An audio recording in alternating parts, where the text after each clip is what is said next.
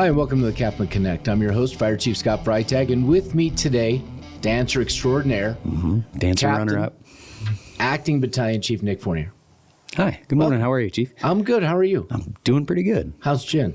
She's doing very good. They were super busy in the coffee shop this morning, but they were handling it. Awesome. And I would point, but I'm not supposed to move my hands, according to our producer, Kathy, to your coffee cup. Right?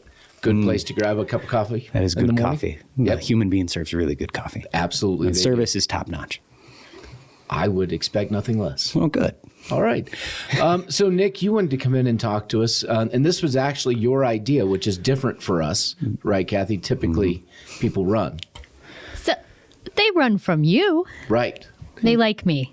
Okay. So one of the things that I need to work on is putting ideas in people's heads without saying, hey, I'll do this. But one of the things I reached out to Kathy and I said, hey, do you need any topics or ideas or anything like that? Because I have an idea, which is the worst thing I could say. Well, I think it's perfect. Okay. So let's talk about your idea, because this is actually a very important program that Yavapai Regional Medical Center put together, partners with us. It's a great relationship between the two entities. So, and it's actually with the fire service, there's a lot of things that you don't know, like you don't know until you teach somebody about it. That type of thing. We're like, wow, there's all these things I know. We came across recently. We ran a call. And somebody had this thing called a file of life, but it wasn't filled out, which is, it's the great first step, but you need to fill it out for it to actually work. Okay. And this is, File of Life is a nonprofit thing established back in 1995, and they saw a need for how do we help people out when they need it the most? What is the best way that we can relay important medical and personal information to first responders if that person or their family can't answer those? So YRMC provides these for us so that we can leave them at patients or potential patients' houses, so that if for some reason, if you needed 911 services and your lovely wife wasn't able to answer all the questions, she could pull out this thing called a File of Life, which is basically just a sheet that's got all the information, the pertinent information, name, date of birth, allergies to medications, current medications you're on, medical history, and even other emergency contact information. It's a great thing, and I'm going to pick this up. I'm going to do what Kathy tells me not to do and move my hands. Yeah. But it goes in this nice little package for those watching on YouTube. They can see it. And then on the back is a magnet, so you can put it right to your refrigerator door and make it easy for us to find. Correct. And the other aspects in it is that there's a little sticker, the File of Life sticker on here, that you could put on the refrigerator or wherever you have this located, so that we know to look for it. So this is it is a national program, but here locally specifically, we are very used to the File of Life and everything that can help. In fact, when we show up on a scene, one of our people who is collecting all the information kind of knows to scan and look around and see if this thing is there. And even if you are able to answer all the information for your loved one, we still like to confirm some of the things that are in here. Like I said, we ran a call where we had this, and it was we needed the information, but they hadn't filled it out just yet. So one of the things is getting it is the first step. Second step is filling it out and making sure that everything's up to date. We would recommend when you fill these out, fill them out in pencil, because some of this stuff changes. People will change their medications. Absolutely. If for some reason this thing gets filled out and you need a new one, you can either contact YRMC. If you run into us, we carry them on all of our engines. They're in our little trauma boxes, or actually our new red trauma bags. They're inside of there. And for the people who work here or are watching this, if you need them, you can contact the office, and the office will get them for you. And so we have them. Correct. We have a chain of restocking that we use. So this is a great information holder, and there's also one that fits inside your wallet as well. So if you are somebody who has extensive medical history, it is good to have these, because when you are having a terrible day, it's hard to answer all those finite questions about what's that name of the medication, and they don't make them easy to say. So a lot of times you can say, I've got it written down, but I don't know how to say it. Right. So, well, the medications are kept in multiple different places. Depending on the person, they're not always in the same room, in the same cabinet. And so, and a lot of times we go on calls. I know as a medic, I'd go on a call, and the medications they tell me they're on, by the time they get to the hospital, there's a whole different set of medications. And then the hospital's looking at me going, well, why didn't you tell us about this? Yeah, that happens quite a bit. Yeah, that the information changes en route or changes when they get to the hospital. It kind of makes us look silly. But having this stuff really helps that information gathering for us right on scene. Right.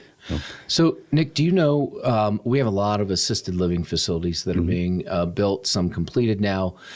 Is this something that facility could go to YRMC and ask for it for their residents? I believe so. I'd have to do a little bit more homework on that. There are a lot of facilities that have face sheets or have that information already prepared. And so the file of life isn't the only answer. But it's one of those, if you are not medically savvy, it is the easiest one for you to fill out. Right. Most of those facilities will have information that they can provide us, but these are super helpful as well. So having almost 2 layers if somebody else isn't there, or a lot of times residents of those facilities will call us, but they don't want to call anybody else or alarm anybody else. Right. And so we can get that information without alerting tons of other people. But contacting YRMC would probably be the easiest way to go right to the source. Or those facilities themselves can go directly to File a Life, I think it's .com. They can look it up and they can actually purchase a whole bunch of those. They're very inexpensive, like 60 cents. Oh, wow. So Nick, I'm going to show you how you do this. Okay. I have an idea. Oh, no. Kathy, here's what we should do. You working with Nick, we get boxes of these File of Life, and then we contact the assisted living facilities, and we go into them and give a presentation on the fire department, talk about the File of Life, leave them with something like that. And just visit with folks. I think it's a great educational opportunity. Yeah, that sounds good. I think that's a great idea too. And I think I'm going to practice delegation because I think that was one of the things that I was missing on the battalion chief test was delegation. So I'll do my best to delegate so that I improve. Right. You see how that was done? Yeah. I have an idea. Here's how it impacts you. This is a really hot potato that we're passing around. Right. So I like it. Anything else you'd like to share about the File of Life or... There is one other, community? when it comes to preparedness, another question that we get from a lot of our residents is, what if I can't get to the door and the door's locked? How would you guys get inside? Ideally, we don't want to cause any damage to your house. So the best thing that they can do is have a hide a key or leave a key in a place, or even have a legitimate official lockbox. And the company, the Knox system or the Knox company makes those that you can actually mount on the house. We have a Knox key that is secured in our engine that we can do that. But that information can be relayed to our dispatch so that when we get the call, it shows up on our MDT and it can give us the lockbox or the hide a key location.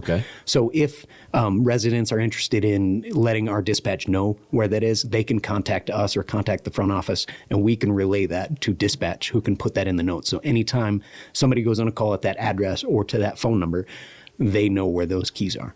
Well, and just for the public's knowledge, an MDT is a mobile data terminal. It's a computer in the engine. So dispatch does not say over the air, Correct. Hey, engine 50, you're going to such and such address, and the key is hidden under the bush right next to the little garden gnome. Correct. That's all securely transmitted in on the computer and not over the air. And a lot of times, if there is something that dispatch needs to tell us over the air, they'll call us and we'll landline them or call them on our cell phone. And sometimes if there's something in the notes section, they will call and say, Engine 50, be advised, please check the notes. Absolutely. And that way you know. So it's very secure. So I went the other day to a neighborhood in Prescott when we're talking about general safety and responding to calls. And it was just a little after 6 in the morning, so it was very dark outside still. And this is a new master plan community. I was going to pick up our HR manager to go to a seminar, and I noticed when I pulled in that almost every house, the exterior lights were off. The challenge with that was I couldn't see any of the addresses.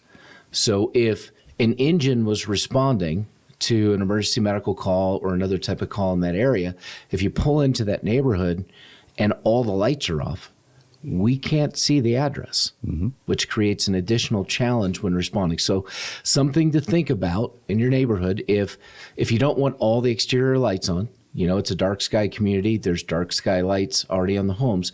But if you don't want those on, at least find something that you can shine on the address so that we're able to find it. Yeah, absolutely. And a majority of the newer houses that are being built, they design those houses to have some kind of light, whether it's your normal sconces, which is a new fancy word I just learned, whether it's those fancy sconces that actually will shine directly on your address, but that is very helpful as well. Absolutely, because they work great only if they're on when it's dark outside. Kind of like the File of Life works great if you fill it out. If you haven't. Full circle. Nick, thank you so much for your assistance and your idea today. Kathy, we have firefighter closing this week, right? We do, February 8th, 5 o'clock p.m. Mountain Standard Time. So we're still looking for applicants. If anyone is interested, would like to work with Nick, I mean, how could you not? How could you not? Look at him.